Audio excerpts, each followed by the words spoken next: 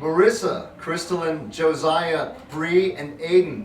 Welcome to the beautiful Triple Door in the heart of the Emerald City. We're backstage with a very special guest, and she has something she wants to say to you. Hey you guys, how's it going tonight? Thank you for joining us at our show, at our party. We're thinking about you. You're on all of our minds and in all of our prayers. And we'll be doing this for you guys tonight. Follow me, let's go on stage.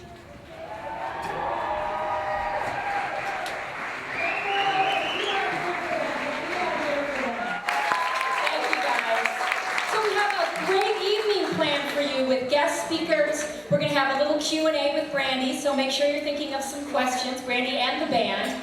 We're going to hear music from Dino Belli, Jen Hopper, Pretty Enemy. We're going to have raffles, we're going to have auctions, and of course, music from Brandi Carlile. Now to get things started, I know you're excited to hear her play, but I'm sure you're just as delighted to hear her speak. Please welcome Brandi Carlile.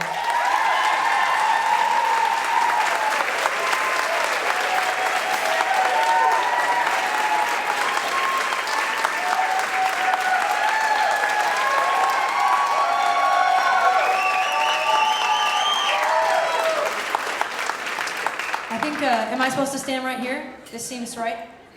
I want to be in the center of the stage, in the center of attention. I'm not sure that spotlight is big enough for my ego. No, I'm kidding. How's everybody doing? It's so good to see you guys here. And I'm really excited about tonight. I'm really excited about this past year and the year coming up. I have to actually apologize. I feel like last year my opening remarks were, for lack of a better word, lame. Because the truth is that the Looking Out Foundation to me has always been just kind of a small thing, a little personal, and started with house parties and conversations with fans and ATers and friends. And this last year it just got big, and I got overwhelmed, and I didn't know how to sum it all up, or even what to say. I think I just rambled on a bit and made some inappropriate jokes. But I come prepared this time. And this has been a really great year. So basically this year we have donated pretty damn near $150,000.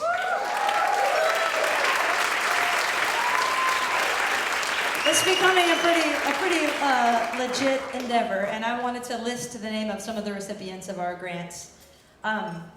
We have Deer Ridge Correctional Institution, Cystic Fibrosis Foundation, Hillary's Ride for Mental Health, Family Across Network Fund, Hope Link, Heal Africa, which is from the Half the Sky book that you guys should all have, and I'll talk a little bit more about that later. Beyond the Bridge, Edna Adams Hospital, which is also affiliated with Half the Sky.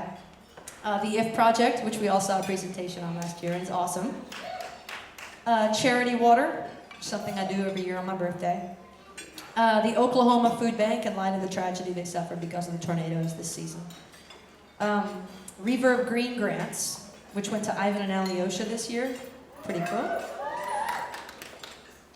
Pledge Music, Farmers Market Coalition, the Autism Society, the Safe House of Hope, Salmon Stock, which is a festival, yeah?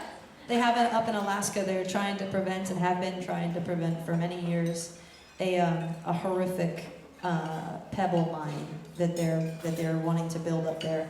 I'm just not going to go off on a tangent about it, but you could fit every mine ever created in the entire state of Alaska into this mine and the Eiffel Tower. That's how big it's going to be. It would decimate the largest salmon run in North America. So if you guys get a chance to read up on Pebble Mine. And then the YMCA for Clark County. So those are just some of them. We have a few more and stuff, but those are some of our recipients this year.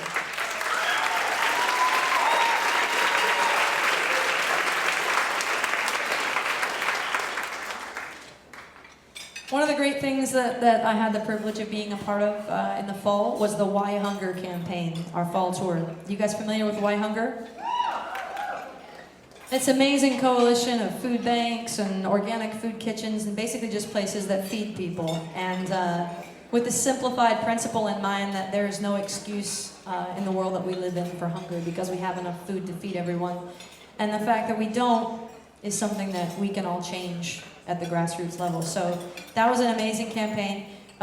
We raised almost $20,000 for them, Looking Out Foundation folks, which is over 68,000 meals served.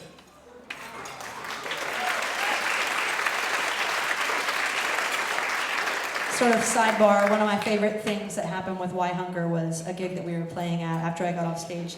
Somebody had written an anonymous $10,000 check and donated it to their local food bank at the show. It blew my mind. I'll never forget it. And the great thing is, I actually have no idea who it is. They didn't want me to know who they were. So I was pretty blown away by that. Something really biblical about that for me. Global poverty is massive. It's a huge thing. And it's so huge that I think it can create an apathy in some of us because it's a bit overwhelming. It's hard for us to get our heads around. And I've been thinking about that a lot lately because I recognize my own limitations, and I think there are two main reasons why it's difficult to wrap our heads around global suffering in general. See, we all have different gifts, we all have different limitations, but I have this theory that we all boil down to two different kinds of activists. We have side A, let's just call them side A and side B, okay?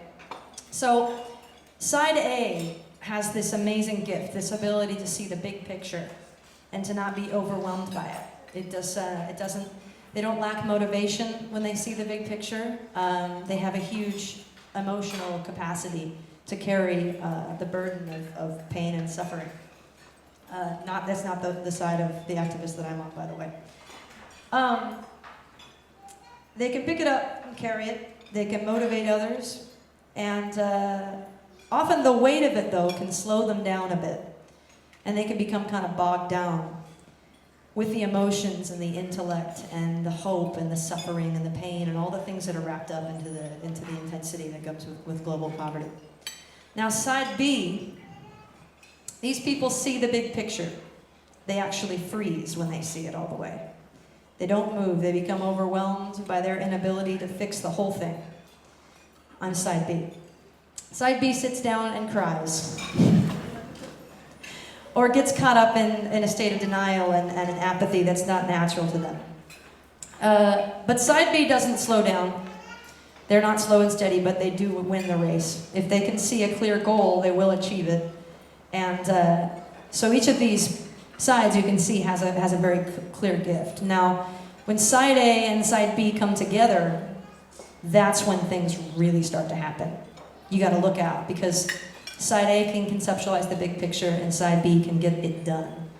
And I think that the campaign I want to talk to you guys about next is probably one of the most important things I've ever been a part of in my life. And you should all have a book. If you haven't been given it yet, you will be on the way out, called Half the Sky. Are you familiar with that? I know some of the ATers are. I was reading your guys' book club, and it was bringing me to tears and totally blowing my mind. Half the Sky, I feel like, is a project that was started by the perfect side A and side B couple. It's based on the Chinese proverb that women hold up half the sky. This is a fact. Women are half the world. And it is pretty much, I think, the solution to all of the big problems that we are having a difficult time getting our head around right now. If you're side A, read this book. What we're trying to tackle here is hunger, poverty, education, sex slavery, abuse, and objectification. These are no small tasks. They're huge. This overwhelms me. If you're side B, you read this book, because it's going to tell you how to do it. Expose yourself to as much as you can take without sitting down and crying, and you will solve this problem, because it's like this. If you want to end world hunger, educate women. If you want to end global poverty, educate women. If you want to end sex slavery, objectification, and sexism, educate women. If you want world peace, educate women. If you want to educate women, educate yourself. Because it starts right there. That's the simplicity of solving a global problem, is educating yourself about it. Thanks. Thank you. So maybe that sounds simple. And I know it's more complex than that, but I'd be really interested to hear what you guys think about this book, because we've gotten really involved in how to raise money for the causes that they support in the book. And so my wife is a side A person, and I'm a side B person. At the mention of the book, I crumble into a pile of tears. But I can do some of these tasks. I can run the relay race, and so I'm hoping maybe some of you guys can find your side A, side B people out there. So the simplicity that comes from the concept of just educating yourself or just doing something small that happens outside your realm is the concept of starting Tithe One On. You guys remember the Tithe One On campaign this summer? Did anybody get involved in that? So the Tithe One On campaign is a campaign about making kindness contagious. Making it something, and stylish, incidentally. The green yarn bracelet. Basically what we were doing was we were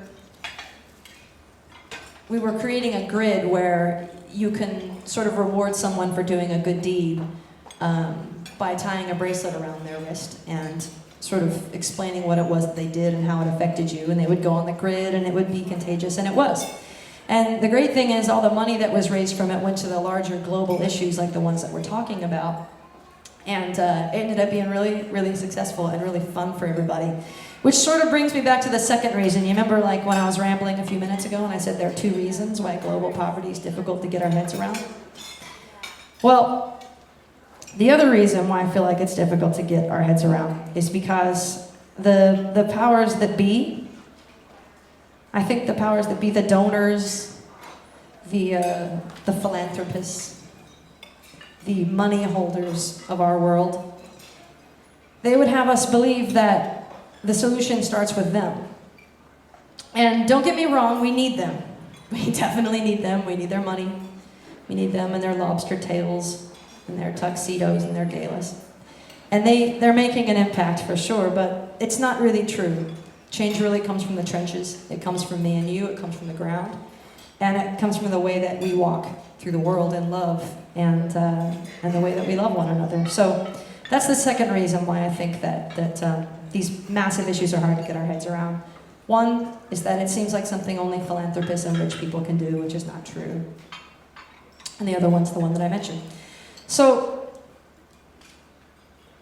T10 and Why Hunger were probably 2 of my favorite campaigns this summer. But I want to draw attention to a couple other cool things that happened. First of all, looking out across America.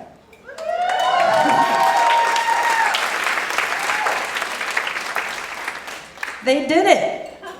They did it. Erica and Mel rode their bikes all the way across the country. And I don't want to talk about it too much because I don't want to ruin their presentation.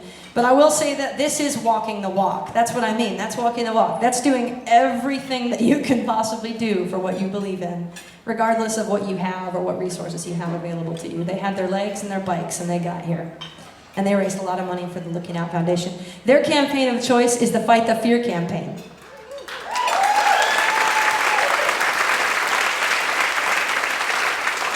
That's the one they spent the summer working towards, and I don't want to talk too much about the Fight the Fear campaign because Melinda Johnson is here, and I don't want to ruin her presentation either. But these are 2 things that are really near and dear to me. They're close to my heart. I will leave you with this. Public speaking makes me nervous. It makes me drink whiskey, and it makes my knees shake. Recently I spoke at my high school. You may or may not know that I am a high school dropout. I was very nervous about going back to my high school. And I did it. I finally kind of tackled the monster. I knew eventually I was going to have to speak. And it was like the first couple days of school they had an assembly. And they wanted me to talk about being the only gay kid in high school when I was there, because I was the only gay kid. And how there's life after high school, and be kind to one another and all these things. And it occurred to me that, you know, the real hard knocks I got when I was in high school for being gay came from adults. It came from badly thought out school policies about PDAs and same-sex partners to dances. It came from church. It came from jobs I was trying to get with my bad short haircut.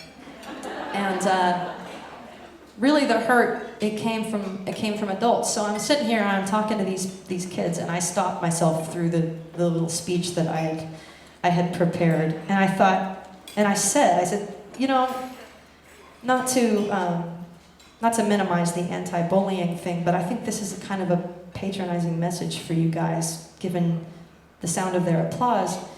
It seems like we should be asking them, it seems like we should be asking the youth today about how to better celebrate diversity. They don't see gender, they don't understand racism. And I think we have a tendency to think of kids as potential bullies all the time, and they certainly can be, and so can adults, clearly. But they were way ahead of Macklemore. They were way ahead of the Supreme Court. They were way ahead of Washington State, the entire country of England. Sorry, Catherine. And I felt myself talking to them about cliques and class division, like we're on the other side of it, like adults are on the other side of that. You know, we don't see differences in income and dress and race and sexual orientation or religion, you know, the stones we throw at people of faith. And I was sitting here talking to a group of kids that if it had been up to them, there never would have been a DOMA. And so it got me thinking. I just threw my whole speech away and I said, you know what? I'm going to say the same thing that I said to them. I'm going to say it to you, because I do think we're sort of all the same. It was a funny moment, so I stopped the whole thing that I'd written. I said to them, when you're given the opportunity next time, and you will get one every day, to be apathetic or ignore need or just to plain be mean, don't.